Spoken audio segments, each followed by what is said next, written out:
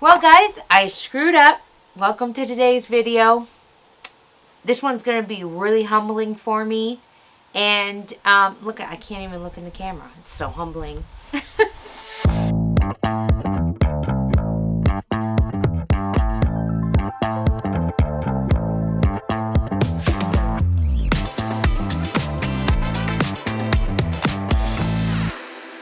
I screwed up. So I'm going to try to get to the point as fast as I can here.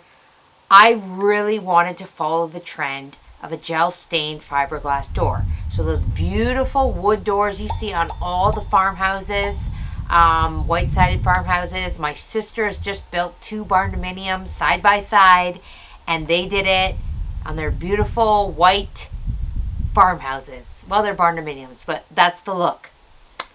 Sometimes you just can't follow a trend. Sometimes you have to understand that you don't live in a modern farmhouse. So here we are after several attempts at trying to gel stain my fiberglass door to give it that wood look, and I'm throwing in the towel. I'm admitting defeat, and I'm saying sometimes you just can't go with a trend. You have to work with what you already have and go with that. Somebody commented on my Facebook page after my little quick island reel about my island makeover, and they said, "Holly, is there anything you can't do?" Well, I think we found out what I can't do. Gel stain a door. I can't, you guys. It's just, you know what? I'm going to say honestly, it doesn't look as bad in person as it does on film and in camera. The more I look at it, it's like it's kind of growing on me, but it's got to go. It's streaky, it's patchy, and it's not the right color. It's not complimentary to the red brick, and it's not the right style for this door. So I'm going to take you along on the journey right from the beginning when I had this fabulous idea to gel stain my door, and I'm going to show you what it looks like now. So let's get into it.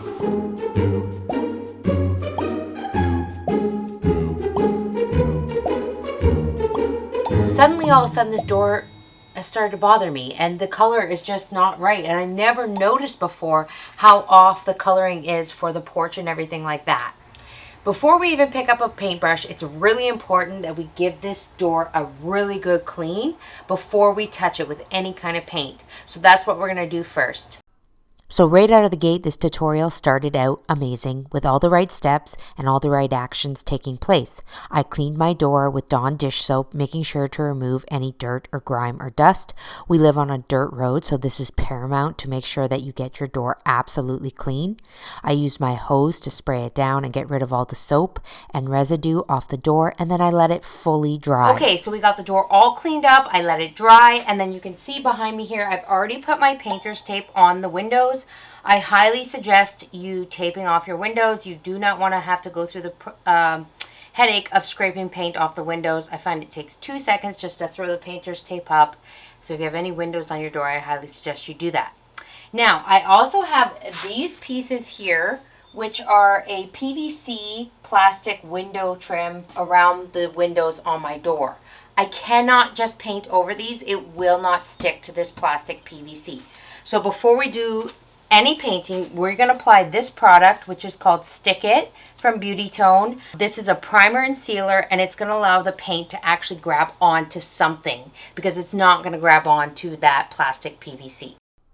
I used a 2.5-inch angled brush to apply the Stick It to the window, and I let that dry. Then I came in with a beige paint called Vellum from Cloverdale Paint. This was a leftover tester that I had from when we were deciding the color for our walls.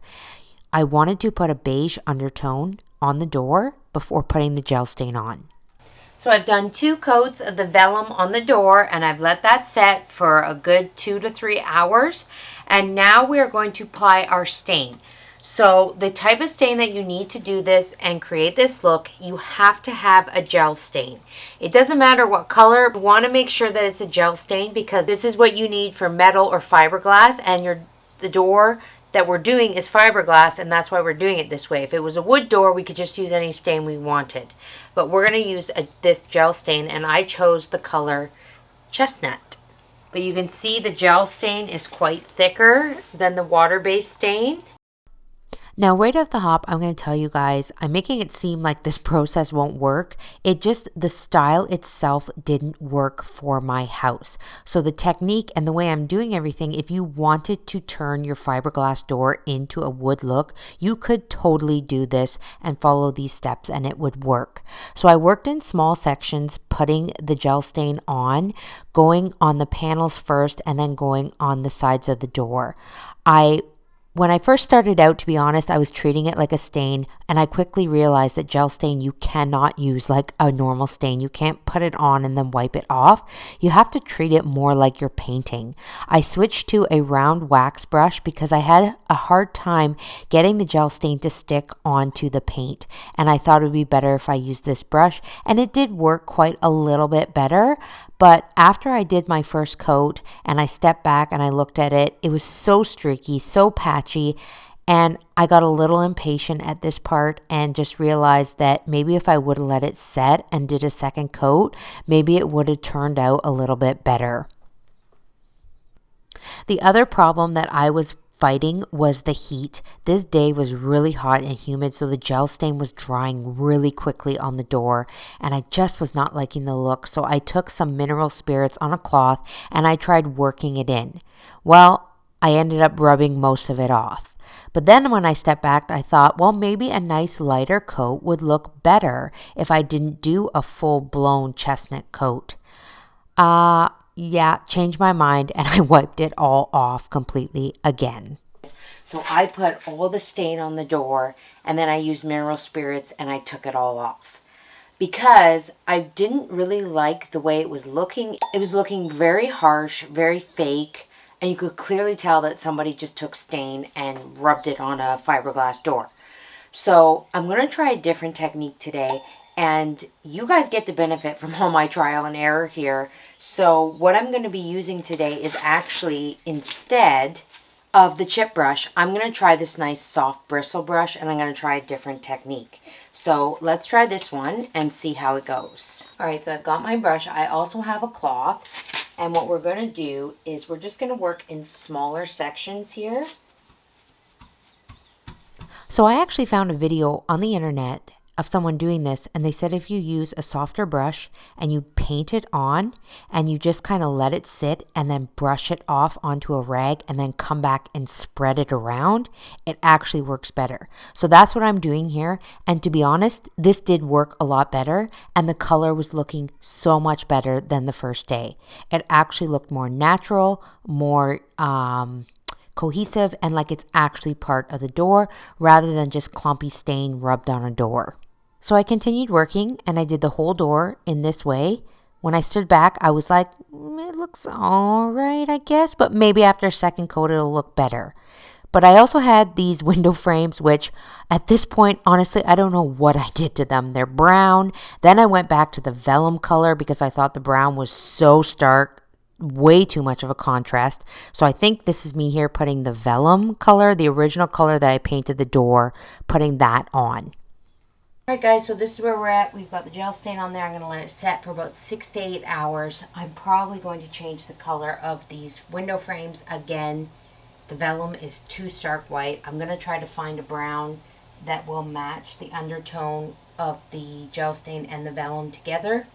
So I'm going to go look around and see what I can do. Maybe even mix up my own custom color. But yeah, so let's let this dry. So I'm working really hard here to try to get these window frames to look good. So I mixed up a lighter brown. And to be honest, you guys, this was some leftover paint that I had. Maybe some chalk paint. This door, so much happened with this door. I'm having a hard time remembering, to be honest. So I've done my 2 coats of the gel stain. I've let it fully dry. I haven't touched the door or anything around it for about 3 days now, just to give it lots of time to dry and really settle in. And I also wanted to sit with it and look at it for a few days, because I've also realized that I am going to be painting the casing around the door.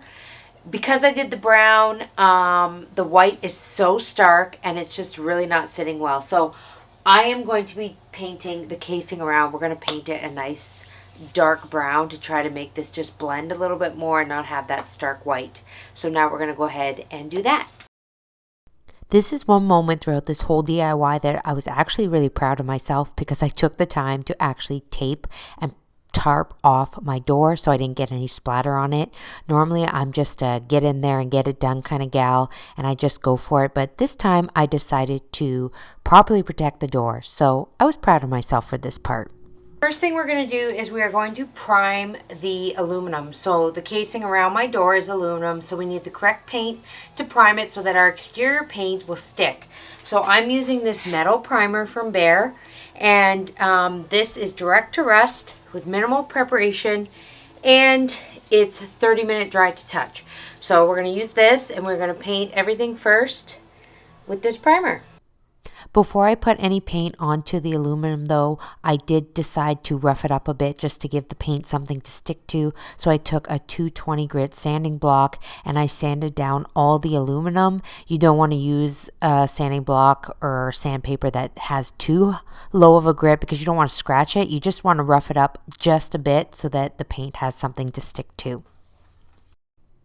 After sanding, I cleared away any debris and then I applied my metal primer directly onto the aluminum casing, just using a 2-inch angled brush. This was easy enough to paint on, and I noticed since I did the sanding, it went on very nicely.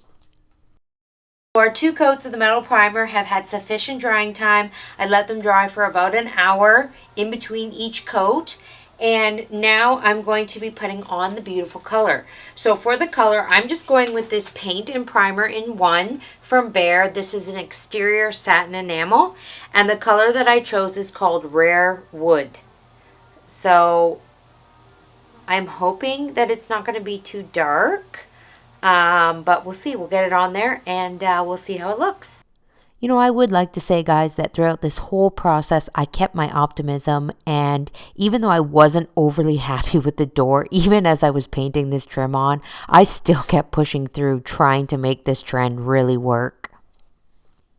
I ended up doing 2 full coats of the trim paint on the aluminum, just to make sure that it was nice and covered properly, because this was white and I was going over it with a dark paint. I wanted to make sure you didn't see any streaks showing through, and in some spots I actually even did a 3rd touch-up coat, but I let it dry fully in between, and this is the door finished. So I would like for you guys to let me know in the comments what you think. Like, do you think that this works?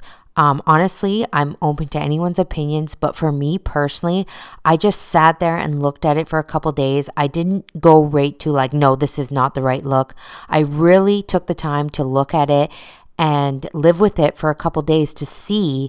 And there's just something that was not sitting right about it. It was dark.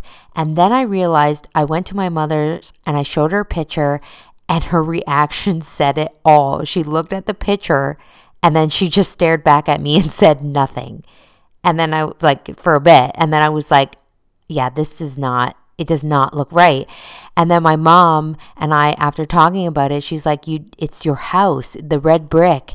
And so I was like, well, the first thing I did was I went to Pinterest and I looked up front door with red brick. And all of a sudden, all these green doors started popping up.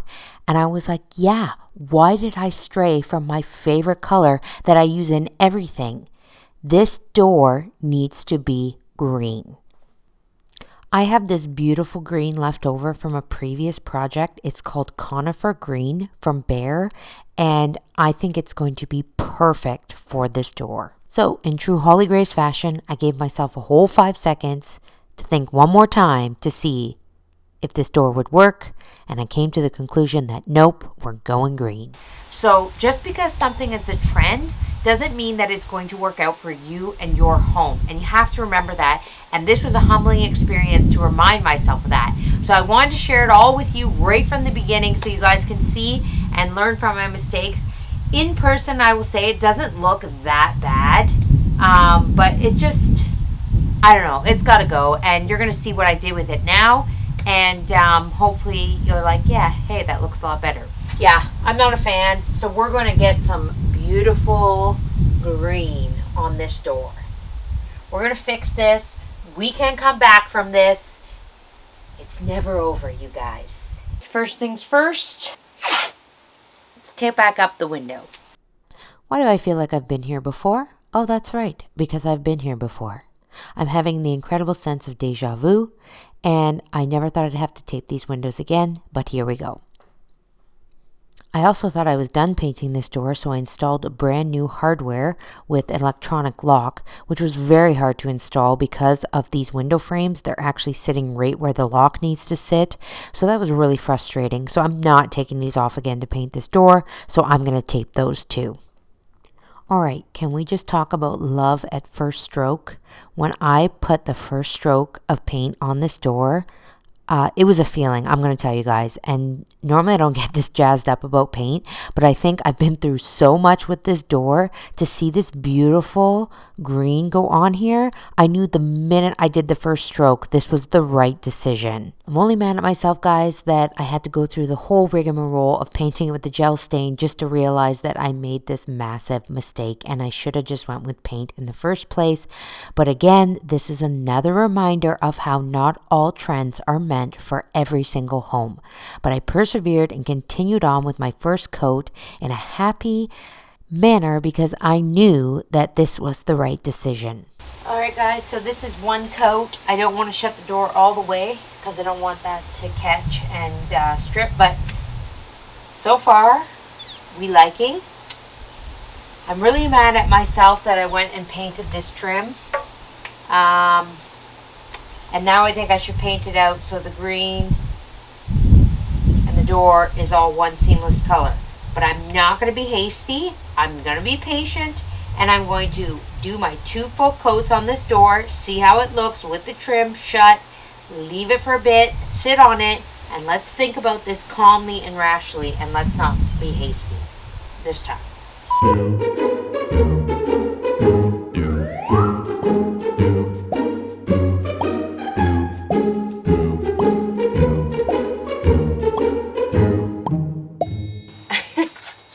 After I said all that, I'm just looking at it. I've got this brown trim here that I painted. It's so dark.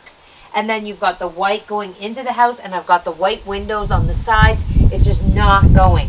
And I think if I paint it all out to match the door, it'll be intentional, it'll be purposeful, and it'll make sense. Right? Right. After my 2 full coats had dried, I removed all the painter's tape and I stepped back and I took a look at my beautiful new green door. And honestly, this looks so much better to me than the faux wood look. It just looks so intentional, so beautiful, and suits the red brick and actually complements it. So if you have red brick like this, I highly suggest a nice green door.